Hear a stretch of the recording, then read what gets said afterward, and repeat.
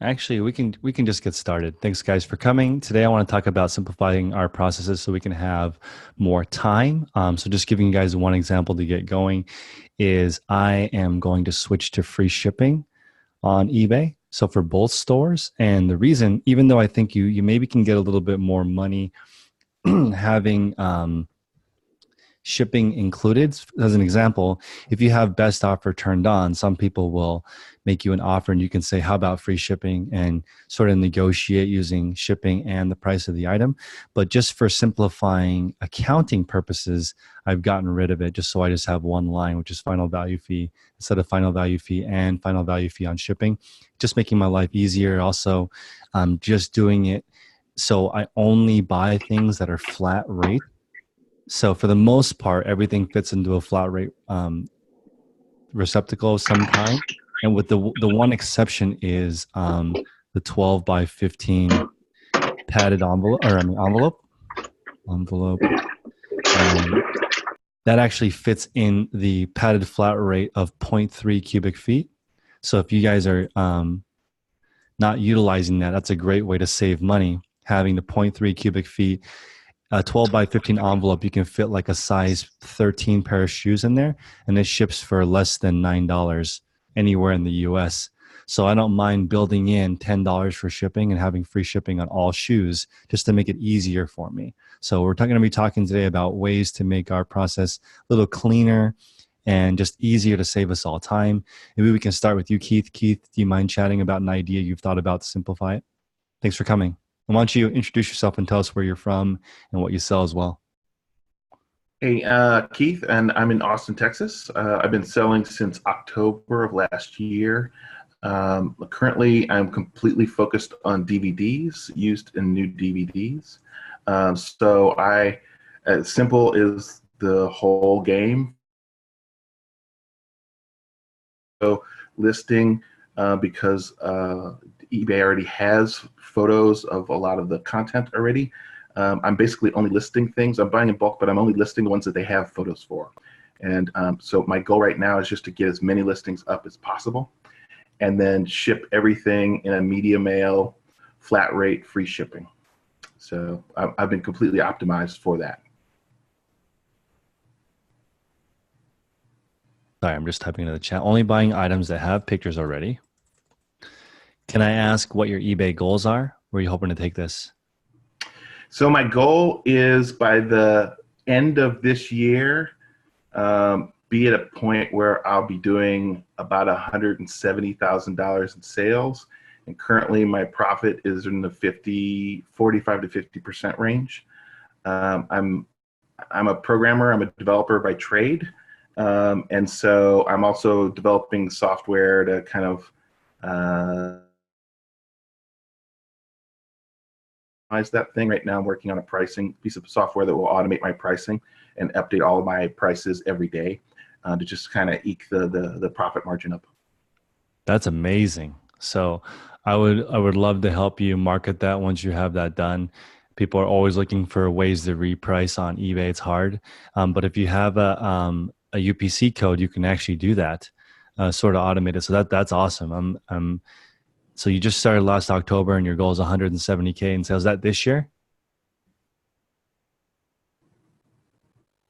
Yeah, so currently I have about 1,800 listings with about 2,300 products. And I'm currently listing about 60 things a day. And so my goal is just to keep ramping until I get to that point where I can hit those numbers. It's just a Awesome. number thing for me. Well, thank you for sharing. That is an awesome tip for only buying things that may have or already have pictures already. And then you also talked about automating some of the pricing, which is amazing. That's one of the hardest parts of eBay is keeping up with the pricing. Let's go with Eduardo. Eduardo, good evening. Thank you for joining. Where are you located? What are you selling? And what can you make simpler? A lot of questions. Yeah, it's okay. Hi to everybody. I'm actually just coming here for the first time. I follow you, Chris, all the time. I love your videos. Thank you for all of that. I don't want to waste your time on that, but just saying that out loud. Just watched you on your previous video and just got in to kind of see how these calls were, etc. And even though I don't have too much to say, I think maybe I can help a little bit or say whatever my experience has been. I am located in Panama City, Panama, in Central America. Um, I do technology here, but on my store, I have an eBay store that I opened about, I would say probably roughly than 90 days already. I I've had some like slow days here in our technology business. So I took all my staff and I had people working here with all my collection. I have over 50,000 items, toys, vintage collectibles. I've been collecting all my life, and I have a ton of stuff here that's worth a lot of money. And what I'm trying to do is sell online, but I took the model kind of like the per part model, where you maximize the price of something that's supposed to be 20 bucks. You end up getting maybe 39 or 40 because you're doing it by parts. It's a little bit slower. The sales are a little bit slower, but I don't have any rush on selling. Right now we're doing like $7,000 already in these 90 days, which I don't think is bad. Taking that each part is $2.99 or $7.99 or $50.99 or $30.99, so they're little numbers like that. But even though I think it's really cool what we're doing so far. One of my challenges is listings, and maybe this is where I can help you guys or just give my little tip would be I found Ink Frog. I don't know if you knows about any of you have heard about it or not. Maybe Keith in the programming area. But ever since I started using Ink Frog, our process has been super fast to list. And you guys might want to take a look into that. You can do templates, and you can duplicate templates and tie all your listings to different templates that are like shipping templates, returns templates, payment templates. So every time you have 800 listings and you need to make a change, you just go to that template and you change that, and it automatically reflects on all your items. And the good thing about it is, especially for me that I have parts, or for Keith, for example, that has CDs or DVDs, the database in InkFrog is unlimited, and it's as long as you pay for the service, it's going to be up there. So your items never expire. So in my case, when I get a G.I. Joe vehicle and I get another one, I already have that listing. So every list that I make is an investment because it's already there. It's ready. It has a price. It has images. It has descriptions. And it's really easy to list in a matter of seconds because it was already worked on previously. Is there a limit to the templates and library? Not that I have found of. I mean, I've been using it right now, and I have at least over 100 templates made because I do G.I. Joe, DC Comics, Batman, Superman. Each one has a template, and when I go to G.I. Joe's, I have G.I. Joe accessories for figures, G.I. Joe parts for vehicles. So each category has like 8 or 9 subcategories. So I have all those templates made, and then my staff only gets and you can set permissions. So that's another cool thing. So with my people here, they don't have to see what I buy or how much I'm making or anything like that. They get permission. So they go into InkFrog, they list, another one takes pictures, and so forth, and it saves time, and it's pretty cool. I'm liking it. I don't work with them. I don't get anything just for saying that out loud, but and sorry, English is my second language, not my first. Your English is great, and those are great tips, especially because there's a lot of sellers that sell comic books, baseball cards, things that have a long, extensive thing, or one of my favorites, Pokemon cards. Yeah, it's only a few things that are different with each listing, right? And you can actually, I've seen scanners that can read and build listings too. There's so much opportunity in this kind of space, especially with baseball cards. That example I give, which is Greg Morris Cards, they're fulfilling hundreds and hundreds of orders a day. They're the only company I know that has zero negative feedback and has a 8-figure store because it's so systematized. They have something like 100,000 feedback a year with 0 negative. Because of how amazing software is integrated, it can read it and list it. That's how amazing it is, and reprice it. I mean, that's incredible type of things that you can make. So InkFrog is a cool tool. The library seems very cool, especially if you sell similar things And I want to point out that the more categories you have, the slower you operate. People who just sell one category, they move at lightning speed. So thank you, Eduardo. Let's actually go to Teresa. Teresa, thank you for joining. I don't know you. Tell me where you live, what you sell, and something you do to save time. Chris, hi. I'm from Long Island, New York, way on the other opposite coast. That's right. I actually, probably the old lady in the room, I've been selling on eBay since 2000, on and off, very part-time, work a full-time job. I'm in the mortgage industry for 33 years. So that's my main gig, but just recently started really ramping up 3 of my stores. My son's little 50 unit store a month, and then my husband and I each have our own store. I had my listings probably just recently up to almost 10,000, like 10K on the bay since I follow you that long. That's right. But a lot of it was books, about 3,200 books that I just removed, and I just signed up for Amazon, and that's my goal now, is to start Amazon. I'm going to start with the books. I'm not really sure if I'm going to list all 32 of them because I got to look at the price point and everything. But Eduardo, I wanted to ask you, since you brought up Ink Frog, a lot of people have spoken about that. Is that where you can cross list on those platforms? Okay. Yeah, I think they're still developing on that part. But right now they connect to Amazon and eBay. And mainly what they do is bring anything you have on Amazon down to eBay, but still not the other way around. But they're working on that, and they expect to have that soon. So I'm kind of excited with that. And they're working on other platforms, so that makes a lot of sense. To have one place with your database, to me, it would be easy to just list everywhere else. Yeah, and I just recently started on Posh too. Maybe 15, 20 items in my closet right now, not a lot, but that's the easiest platform I find to list on. I mean, you just take the picture, you throw up everything. But now I found myself going back to my desktop to copy my description from my eBay store and going on to Posh and then, carrying it over. So I wish there was an easier way to kind of do that. I was actually tempted to do Poshmark, but by following Chris, I basically not do it because I wanted to have like multiple platforms, but I'm doing so many thousands of items. I was going crazy. So I said, let me just focus on eBay and not getting, because I also buy storage units. So I have clothing, I have electronics, I have a lot of everything.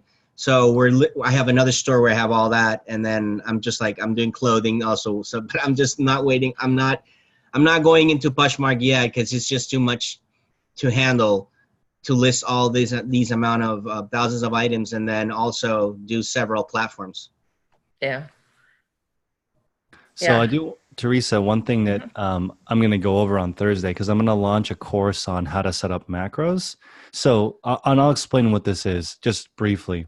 With the macros, it's basically a set of commands that you record, and then the computer will do the commands over and over again. So as an example, if you're building one that would list on eBay and Poshmark for you, just that straightforward process, they're going to have different titles because Poshmark has only 50 characters allowed and eBay is going to have 80 characters allowed. So as an example, if you build a spreadsheet that has brand, gender, color 1, color 2, style, size, you can have it build it. You can copy those into clipboard. So let's say clipboard, name it, size, clipboard title, clipboard color. Then when you build the program, it'll say open up eBay, open up Poshmark, go to the listing page, open up a new thing, add this as the title, add this as the color, add this as the size. Now this is important because you can use this to automate anything. You can do accounting. You can set it up so your email comes in and triggers something. You can have it text message your husband in the morning. You can do whatever you want it to do, just as long as you put the instructions in so it can follow it each time. And the most important part of macros is writing the instructions. Because even if you have the instructions, you can do it manually. And most people have no idea what their businesses entail. And the whole point of this call is to get rid of stuff that you don't need to do.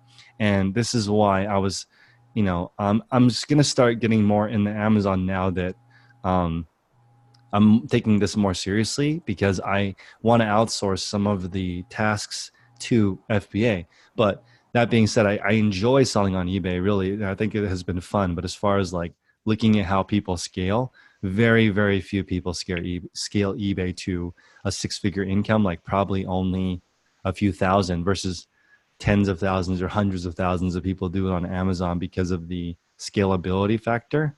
But the macro part is important because you can reverse engineer how to delist an item too. You can have it pull up. So as a basic way of doing it, on my field guide, I have the link to the different platforms listed.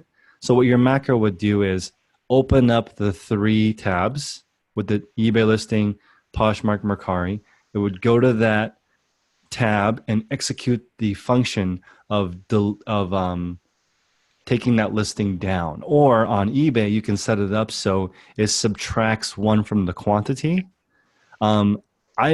Keith is obviously a programmer. He can do it so that it's more robust. But when you're just operating on a basic scale, you can make a macro that does something as simple as ending a listing on another platform with just a command. Like, for example, you could type in end and have the trigger be like, this is not a good example, but if you typed in Poshmark end, you would never use that because that's not a normal word. But Poshmark end is, if you put it all as one word, type that all out, that can trigger opening up Poshmark, looking for that item, opening it up, ending it. So that's the process of creating these instructions. And this is what everyone in the group needs to be doing, because then if someone were to present their instructions to me, then I can actually help them. But if you're just saying, hey, how do I list faster? That's so vague. But I get that question like 100 times a day, but I don't know what part of your process is slow until you like, explain where the issues are. So, yeah, that is a good question. Where do you store 10,000 items in Long Island? Do you have a nice place, big place, Teresa? Storage unit? Oh no, all home. No, no, I'm in a 4-bedroom, 3-bath colonial with 1.5 car garage and a full attic. So believe me, I Dang, find the space. amazing. So, But I don't want to do that anymore. That's why I want to switch over to Amazon and all start. right, let's do it. You know. Yeah. So, and the way out of this, because a lot of people have a lot of stuff, including me, I currently have 7,800 listed on all my different things, right? So the mentality of less but better is making the store shrink, but my revenue is not. Revenue is the same, but the store gets smaller and smaller and smaller, and I'm using less and less and less space. So that's like the dream, right? To make it so that it's tiny, and you could be like my friend Prince, who has 97 items and does 100,000 a month, because Yeah, Prince is awesome. it's super We super love Prince. small. But that being said, it's dangerous to be really focused in on just this. He was too narrow. So now he's been thinking about how he can do different stuff, different platforms, and we were really nervous because I've known Prince for a couple of years now. He was 99% eBay. Now he's picked up Amazon. He's picked up Newegg. Same as me, I picked up Poshmark. And each time we add a new platform, it's like, whew, like we're all not so heavily reliant on one thing. And since now I'm taking an interest in Amazon finally, there's a lot of Amazon sellers reaching out to me and saying, I need to add eBay also as an insurance policy because I need some income if my Amazon is stalled for some reason. I need to still make money to pay the bills. So what I'm seeing people do is eBay keeps the lights on. Amazon is just keep reinvesting until you want to stop. People just keep feeding the beast forever, but they're trying to make their eBay business pay the bills. That's like a very common strategy that people are doing, especially enterprise people. So just the thought. But let's go with Craig. Craig, thank you for joining me from the wilderness. What thing can you do to make your life more simple? Eliminate the unnecessary. I know, right? Almost everything's unnecessary. Yeah, exactly. No, so I'm on that road right now of making things more simple as far as, reselling. I really pare down to what I want to sell. Instead of selling the whole garage, I'm just selling certain items that's pertaining to what I want to consult. So it's items like foam and, consulting for process improvement stuff, that kind of stuff. So that's what I'm working on as far as building that kind of stuff, simplifying all that I have built something for the macros already that works great. Just took time. Takes time. It's still kind of buggy every once in a while, but it works good. So yeah, that's what I'm working on right now. I'm at the dog park with the dog playing catch and doing that stuff. It's family time in my neck of the woods. I to simplify things, I live on a schedule pretty hard. So, so from 6:30 on, it's family time. So right now I'm at the dog park, and I just thought I'd jump on the call. So Awesome. I also want to point out Craig is in my morning calls, and we actually eliminated reselling for the most part because it's taking up too much physical product stuff. So you can actually turn a service into a product. Craig does process improvement at his job. And so, for example, it's worth it. Let's say you want to simplify your FBA process, or you wanted to write a script for people to go and find shoes for you or books, then you would hire Craig to figure out what pricing metrics do you need, what condition. And then once you have that, now you can hire a scout to go help you. Like a good friend of mine, Reezy Resells, is one of the only people I know that has a somewhat passive income reselling, because he has scouts and FBA people that he trusts, that's extremely rare, especially Amazon, because people are afraid of losing their account.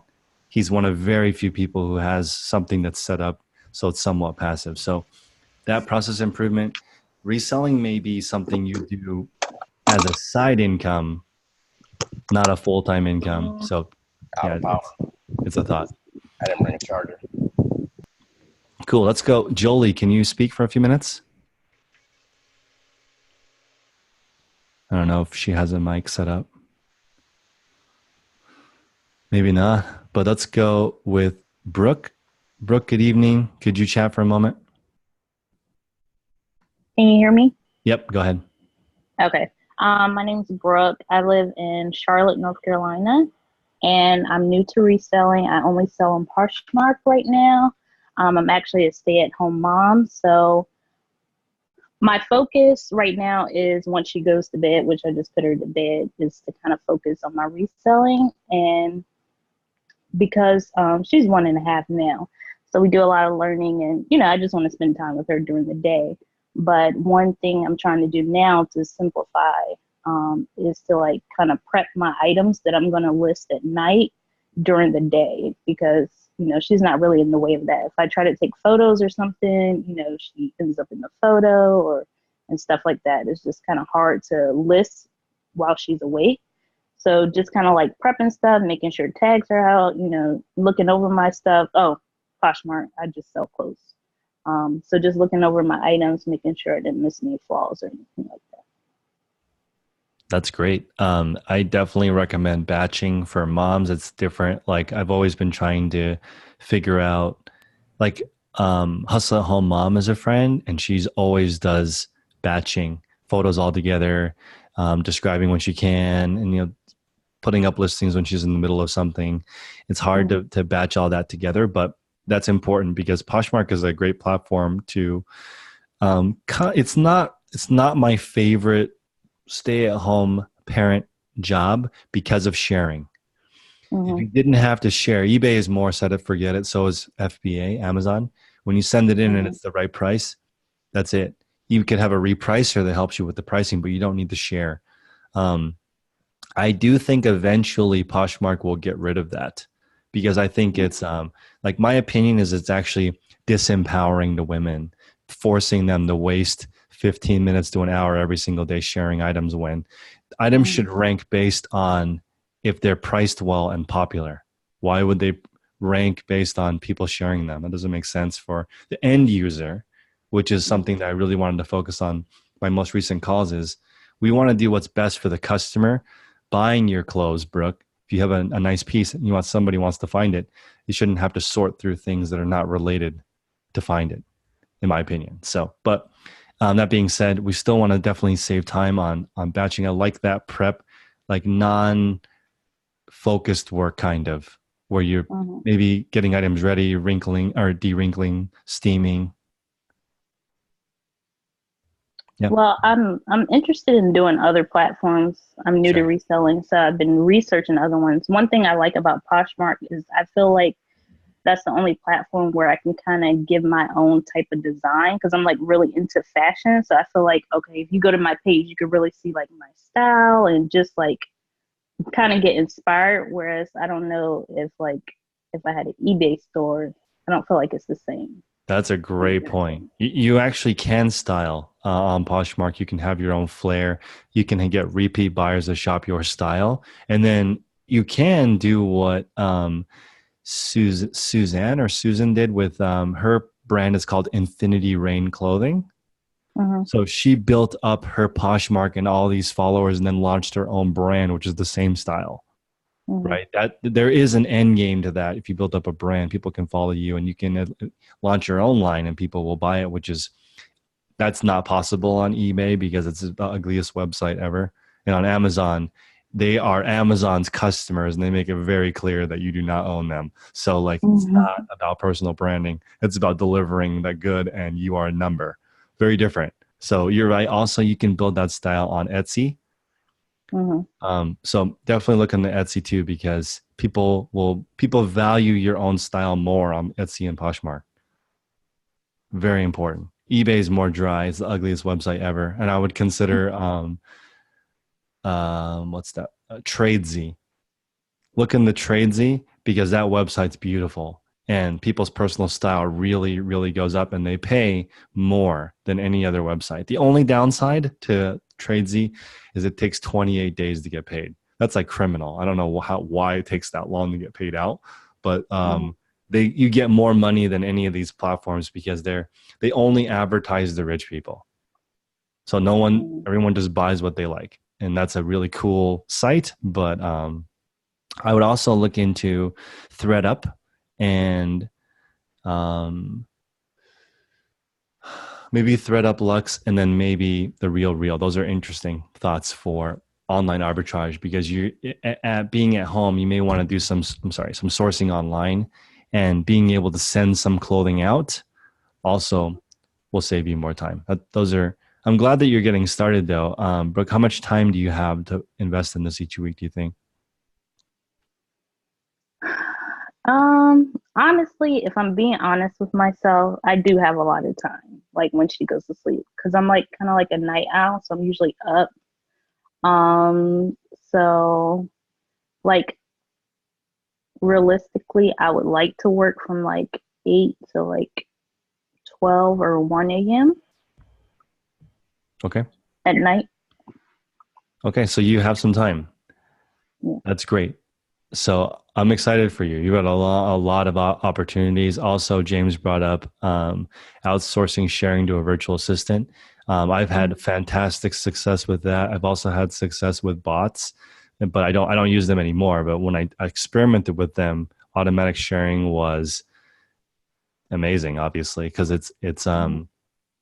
it's mindless, repetitive work. And also in the course on Thursday, you could use it to build your own bot that shares. So you can do that. That people will do that. I'm not condoning it, but I'm sure some people will use it for that purpose because then they don't need to pay a VA to do it if your computer does it for free. So that's a concept that people will get into to game the rank on there. So also, Brooke, you can build your following by liking. You can, for example, you may have a specific trend like boho. Let's say you're always posting bohemian fashion for some reason. You can search for that term and start liking and sharing people's closets that like that style. You can curate your own customers onto your closet over time. Build that up that way too, because if you have aspirations to do it that way, yeah. So that's just some ideas for going that route. If you have time, you can build something awesome. Thank you. Let's go, James. James, what's up? First time seeing you. Thanks for joining. What are you doing right now to save some time, and what's some challenges? Where do you live? What's up? I just wanted to hop on. I figured I just graduated college, and I had a lot of spare time, not only just as a break, but trying to figure out what I want to do. I've explored a lot of different things in my business and also possibly new businesses, which has been an adventure. So don't really have much to say in regards to Simplifying outside of my eBay process is an absolute joke. I'm probably the slowest eBay lister here, but it's not something I focused on, but it's certainly something I can improve on. And I'm an Amazon guy, so I've been doing really well with there. But I would like to diversify, like you were saying, as people are like, okay, well, if you're all Amazon or if you're all eBay, then you need to really think about other options. So do you have a process that simplifies anything with Amazon that you've been working on? Really, I guess it would just be a lot of what I do is super efficient. I mean, I run six figures a month store or Amazon store, but I've done it part-time while in college, while having a job. It proves that you don't need 120 hours a week in order to be successful. You just got to be smart about your sourcing. So a couple things that I do is I've made more money through relationships with other sellers, direct competitors, by the way. Some of them, we sell the same exact item than any other sourcing method there is. So I essentially trade value through other people, and that has gotten me, so my best-selling items and my best-selling wholesale account was given to me, but there was a mutual value exchange. So it's networking, I would say, is it seems kind of like not really like a process so much, even though I love process. In fact, I'm looking around for jobs around process improvement too. But at the same time, sometimes it isn't about how many buttons you press, but how many people you know. Because if you can provide value to someone, sometimes it's just like, okay, I got a free wholesale account out of it, essentially, and it's been amazing. It's absolutely amazing. That is fantastic, because I'll tell you, one of the largest sellers that I know, and Prince's largest supplier is his competition on eBay. Believe it or not, he's doing 100K. Oh, I believe it. he's doing 100K a month, basically just buying from his competitors. They are not focused like he is. They do a million different things. He provides value by helping them with stock that they don't even want to deal with. This is their garbage. His $100,000 a month is their garbage. So he's there helping them work with it, right? And then also, I want to explain. This goes further than just that part, because you're dealing with someone's death pile, kind of. That's how it sort of ends up being. You're working with something and trading something with them because they don't want to deal with it, and you're giving them something they do want, right? There's another seller that I know got suspended on eBay, and he also got all of his supply from his competition. When that happened, that person bought all of it back for the same price. That can only happen if you have connections that are deeper than that, because otherwise you would be screwed. Then he got his account back and then he sold it back at the same cost. That's like never going to happen unless you have friends in the business, because like, again, there's so many people out there that are wholesaling 10 million, 20 million, 100 million in different things. And there's parts of their business they hate. So if you can get lucky and just find somebody that has like their crumbs are your business. Well, for me, it's actually, so I just use my best-selling item, for example, is I had it as an OA item. It was great. But I developed a relationship with this other seller, and ironically, I'm actually but that seller's probably going to move in with me. So it's even, I mean, trust me, guys, it's so counterintuitive for sellers to work together, but it works out so well. But I said, hey, here's the site I buy it from. You want to, basically, I knew that if I gave him that lead, it would pay off. Well, about 2 months later, we got a wholesale contact for that. So I was doing great with those items. Now I'm getting 20% off, which, by the way, this wholesale count is a very, very, very limited. We're talking literally a handful of people. So not only are we getting an account, but we have a really major competitive advantage across the entire world. And for Amazon, we'll sell 50 units a day of certain SKUs. So it is absolutely huge to us. And he gave me that account because I gave him the original lead. So it was very smart. amazing. And it's actually our best-selling items, both of us. So it's not even like the leftovers from a company or whatever. It's straight up. This, if you look at my analysis of my like profit and over SKUs, these are my best selling items. Same for him.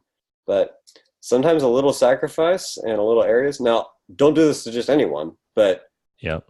it is absolutely crucial. And I've made like sourcing methods cool. You can source how you want, but a relationship will make you way more.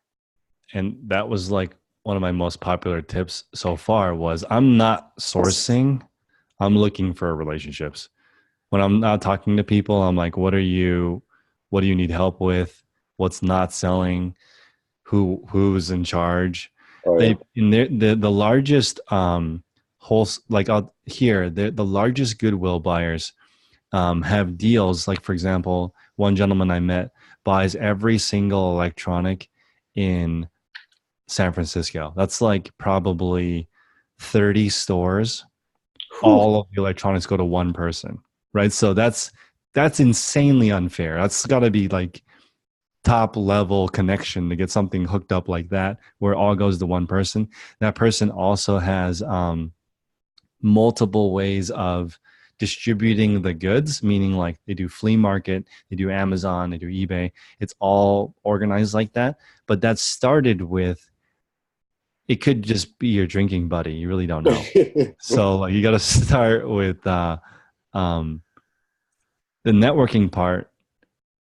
Sometimes you give people, well, I don't know. I guess you if you want to get more, you give more. But you're right, James. It does have to be important to who and how. Yeah, it's not something that you can go just do tomorrow. Like you can't just go, No. oh, I found a person who's going to give me their best wholesale account tomorrow.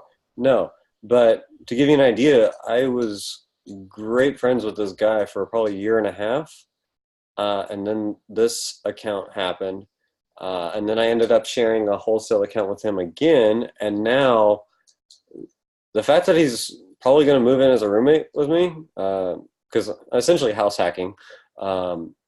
But let's just say there are not one, but possibly multiple businesses that will be formed either as partnerships between us or as like collaborative efforts. Like he'll have one business, I'll have another, but they'll like feed off of each other type thing.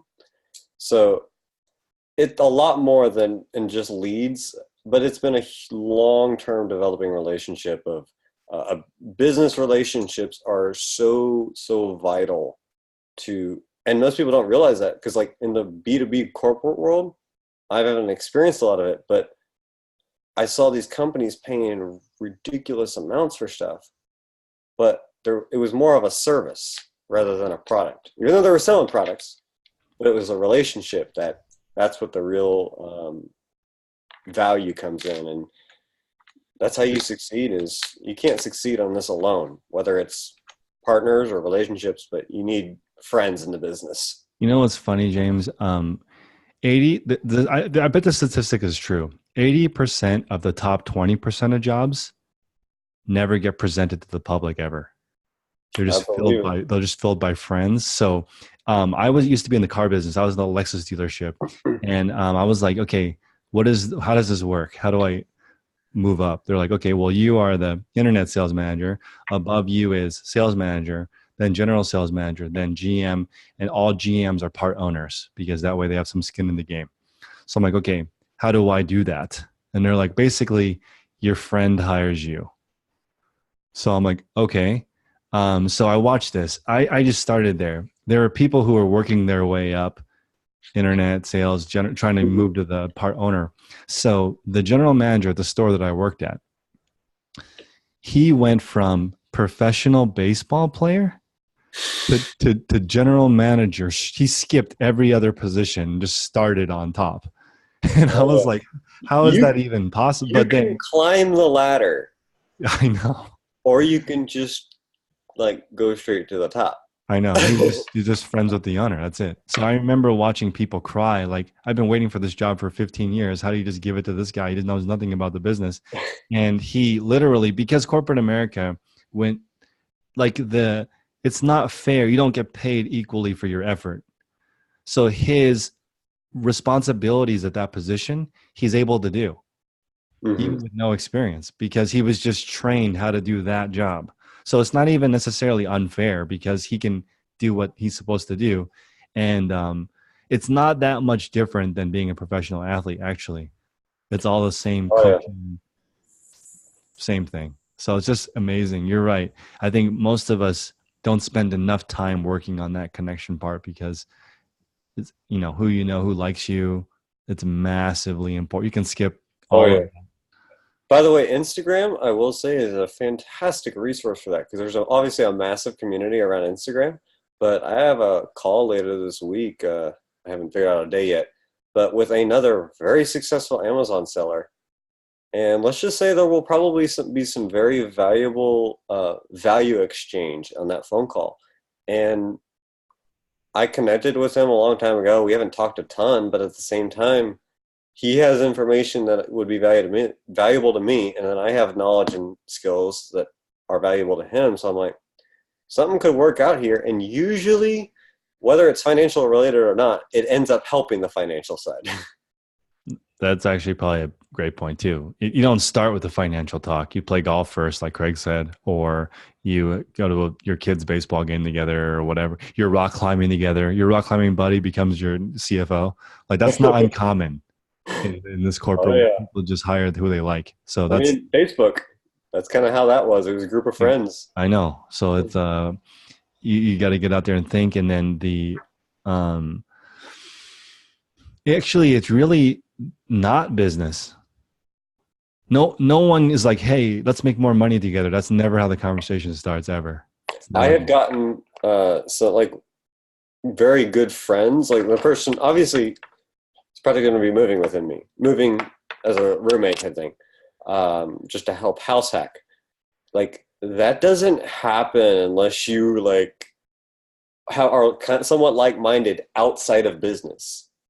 Because if it was like someone that had just totally different views from me, well then, and I'm not talking like specific like politics or religion or whatever. I'm just overall like you can't get along with someone that's completely opposite to you. So you can discover there are people like you outside of reselling or business in the reselling community that you could just become straight up friends with. That's also an interesting point with house hacking. There's a new house hack here in the Bay Area that's doing pretty well, which is people who are house hacking without buying. They are finding apartments and home buildings, asking the owner, can we handle Airbnb for the whole unit? And getting one apartment for themselves for free or cash flow without any initial investment and no risk of the property. And that's pretty common here. They're turning homes into little mini Airbnbs with 12 beds Wow. In a 4-bedroom house. And, here it's not like I joked about putting my tent on my porch, but I can actually do that here. It's within the I could rent it out for probably $30 to $40 a night because it's covered. So people, it's just so hard to do that. But I just love that you could find a partner in a forum of that. I'm sure that some of the Amazon contacts you've met on social media for sure. Oh yeah. I mean, I met with them in person last year, and we literally just hung out for a while, but at the same time, so much good came out of that in my business wise too. So, I just encourage people to especially with Amazon. Amazon is huge about don't share your storefront or what you sell, which I understand. Doesn't mean you can't network. Absolutely. That's great advice. Cool. Does anybody have any specific question that they want to challenge or tackle in the next few minutes? I usually do about an hour on these. Oh, Matt, I forgot you, Matt, and Jeff. Matt, what process or improvement or simplification are you working on? Well, today I did a lot of sourcing. My phone, the back camera on my phone has developed a small dot of pixels that is black. So I was trying to get that fixed today. Got run around by Verizon. But anyway, that kind of pissed me off. So I did some sourcing, got that out of the way. But one thing an idea that I had a long time ago that I just thought of again today. It would involve heavy machinery, a lot of manual labor, and a little bit of time, but I'm thinking I can create things that are basically art, like super, super high-end stuff made out of wood, but that stuff doesn't sell in North Carolina. You know, maybe certain parts of Raleigh or Charlotte, but I was thinking about taking it up to the Northeast, and I've got a few people in North Carolina that I know that would be able to help me with marketing it and actually, you know, developing, you know, relationships with people up there that own, you know, some kind of like consignment thing. And I was thinking, do you have any kind of advice for that? Because I could come up with a prototype really cheap, like a couple $100 within a week. You just need a prototype. That's it. And then start making friends. That's the proof of concept. And then where do you want to go? That's like if you don't need to share the exact idea, but you need to share the similar goal. I think that's something that James mentioned. Just like a similar mindset and plan and objective. Like, for example, I mentioned on the call earlier, like, or before this call on YouTube, that I Tino, the Soul Advisor, like executed 200 grand net profit was the plan and just found an investor. It didn't even take 6 months, and he'd never met the person before. He just had the goal and was like looking around for people who are looking to start businesses, but don't want to put any effort in. So he's like, I'll do 100% of the work. You provide 100% of the money. I guess, what does the person that wants to help you, what do they want? And you need to deliver that. It might be their hunting partner. It might be their fishing friend. You don't know. Well, you know, I don't need any financing. I could finance the whole thing. It's cheap. It's easy. It just involves a lot of manual labor and skill, which I have in this certain area, at least. And then you need the marketing. You need the marketing friend to share something in common in order to do that.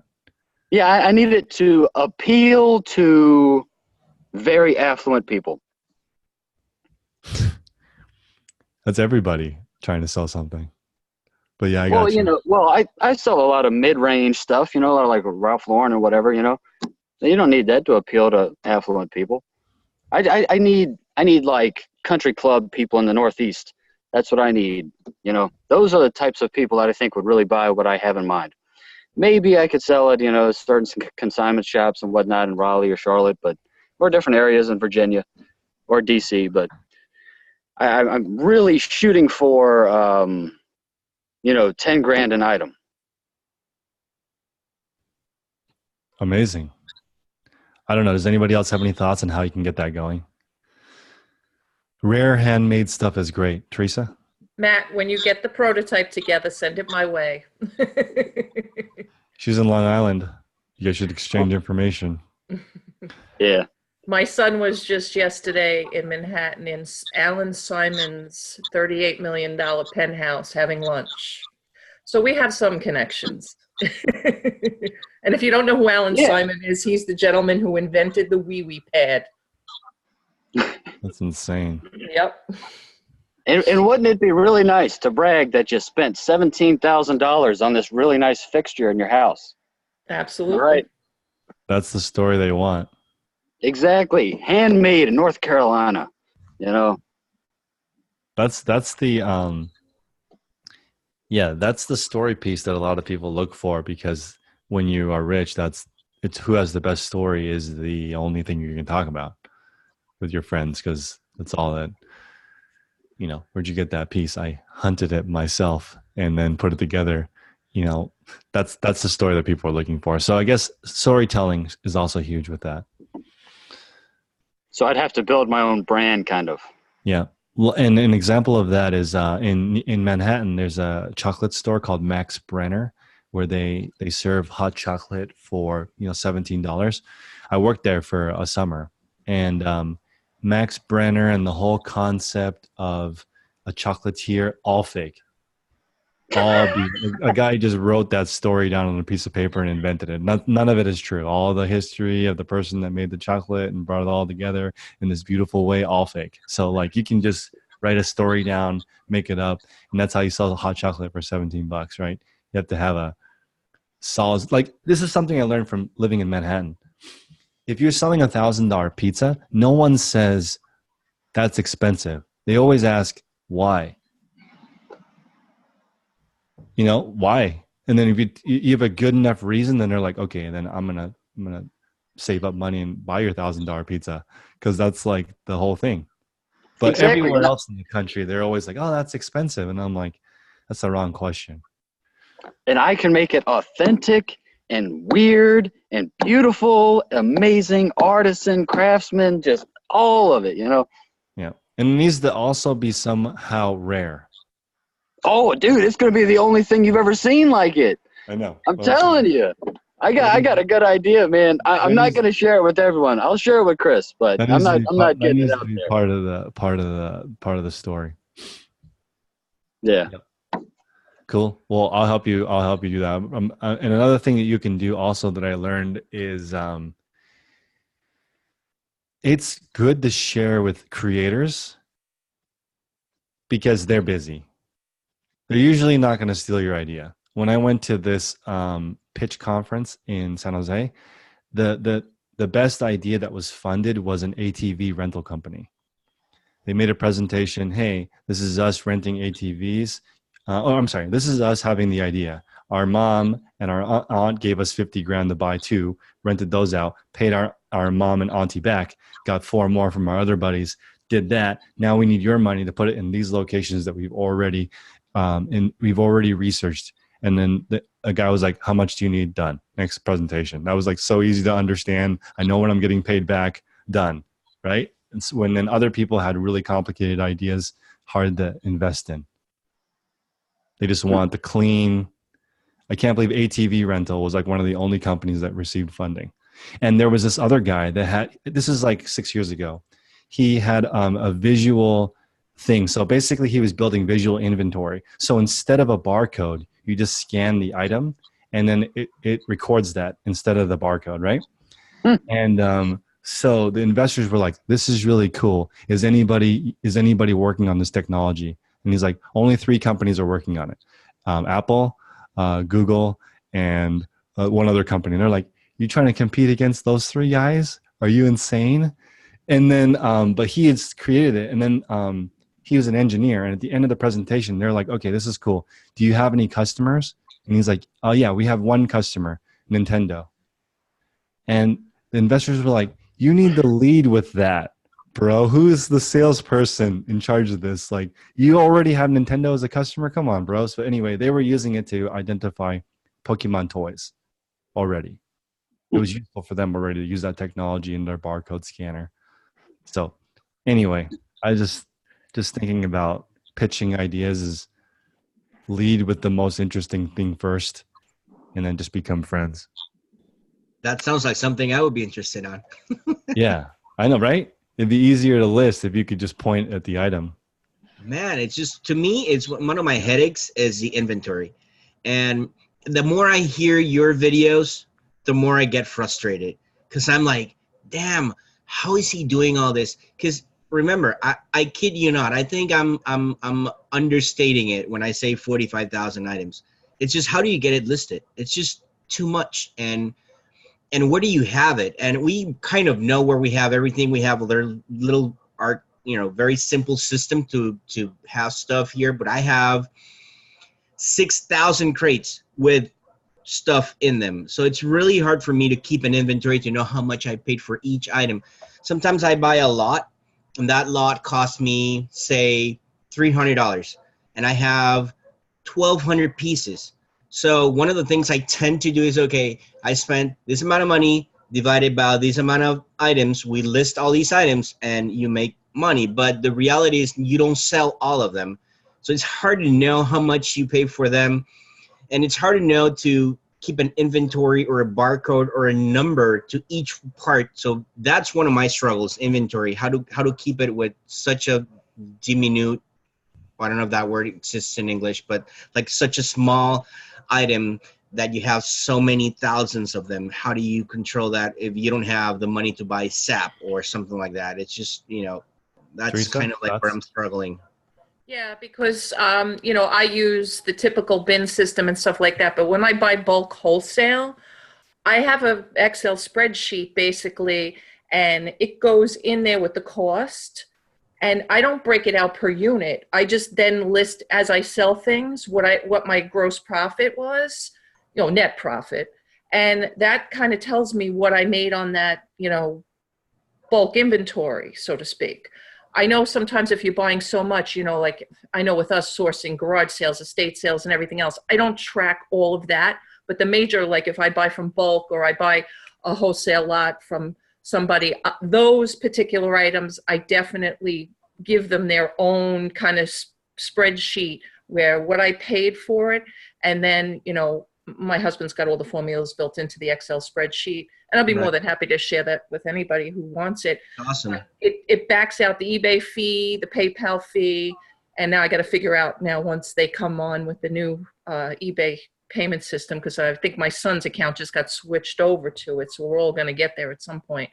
How to back those fees out. And then it gives me my net cost. So at the end of the week or the end of the month, we know, are we up on that? Are we breaking even? Did we make money on it? Yeah, we don't sell everything in it. Sometimes I just keep it up there. A lot of people don't believe in just keeping it up for 2 years, but I have things up there for 2 years sometimes, and they're not selling. I do a lot of collectibles too. So those are long tail. Just depends. One of the things I did, I was just doing per piece, and then one thing, and I don't know if you guys think it's good or not, I don't know what you guys think about it, but I started doing, we now did this like 5 days ago. Every time we buy a lot, we have an Excel for that, and we just say, okay, I paid $800 for it. I sold something for $100. I sold something for $80. So after you get to that $100, you know that you still have 30 pieces left. So basically those are profit entirely. You already paid for it, and I mean, you have to take out the fees and all of that, but I'm saying, that all those pieces are just left to make you money and they're not costing you anything, sort of speak. Are you backing out the fees on that sheet when you do it? Or you just putting the gross sale on there? No, just a gross sale right now. I don't have it automated or anything like that. So it would be interesting to see what you guys, what you have set up. I don't know how to get in contact. I'm more than happy to share my Excel spreadsheet. If you want to email me, my email address is mygreatfindforyou. I'll put it in the chat at gmail.com. It's actually the name of one of my stores. Thank you very much. I appreciate it. No problem. And last thought in the call, thank you guys for coming, Eduardo. James had mentioned putting the SKU in encoding it with the location. That's what I do. My code is only 2 numbers, where it is and what is it. So that's encoded on every single item. You have to have that. That's how Amazon does it. What is it? So a social security number for that item has to be unique for all 50,000 items. It could be 1 through 50,000. Then the second part of it is where it lives. That's it. That's the two. I have a question about that.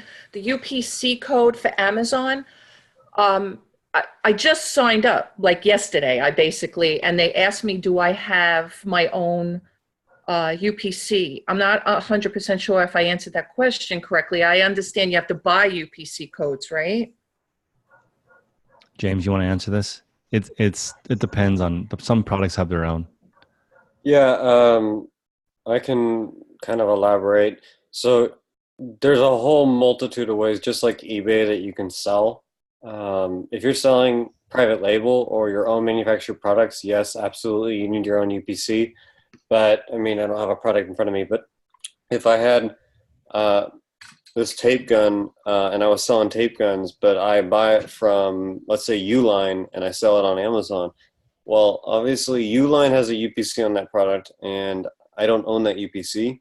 It really kind of depends on what step in the process you're talking about. I mean, if you're trying to create a listing, then you'll want to have a UPC or a GTIN exemption, which allows you to create a listing without a UPC. If you're talking about just creating an account, that question probably doesn't matter a whole lot.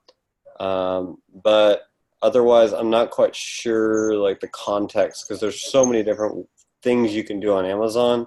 Right. Yeah. No, but thanks, James. No, because yesterday I literally just started the account. Now I've got to upload bank statement. I can't even believe what they're asking me for, but it's all good. It's a pretty standard review process. So they'll ask you for probably like a driver's license. Driver's license, yeah, and a bank account. once you get over that first hurdle, just get some stuff listed, but also be super aware of the terms of service. Following the rules, you'll do very well, and trust me, following your rules is also not guaranteed. I'm one of the few people I have ever heard of that has gotten suspended on Amazon for not doing anything wrong. So I've also learned all the ins and outs of reinstatements and IP claims and all that stuff. So for those who are from eBay, the biggest recommendation for Amazon is don't sell something on Amazon unless you have a strong supply chain proof that that item is authentic and new. Otherwise, just stick it to eBay, Poshmark, wherever. Because if you don't have a solid receipt tying that to the item, tying that to say, oh, that's new, or whatever, then it's going to be a lot harder to back up your inventory if someone files a claim. Right. Well, my goal right now is to get the 3,200 books that I took off of eBay out to Amazon, FBA, just to get my feet wet. You know. Yeah, books are great. You won't have to worry about listing creation and all that stuff. So yeah, just get them in there. I highly recommend.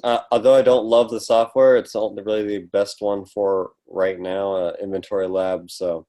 Inventory Lab? Okay. Yeah, because I've heard so much about so many different ones. All right, so it's good to know.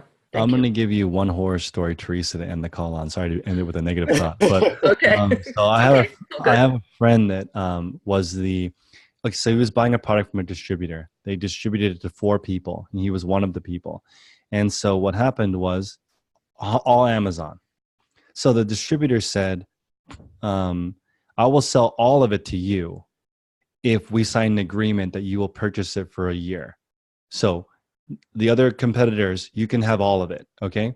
But you have to agree to a year. So what happened was he agreed to it for a whole year, placed a $96,000 order, okay? That was the first order. Bought all of the supply, sent it all on the FBA. 10 days later, he was suspended from 2 counterfeit claims from the other 3 people.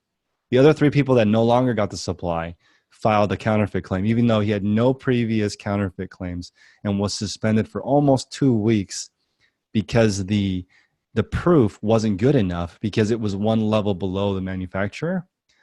Eventually, it was good enough, but it wasn't hashed out before. So if you're going to go that heavy on something, you need that clear line, because that invoice wasn't good enough. Amazon actually said that's not close enough to the main source. We can't verify the authenticity.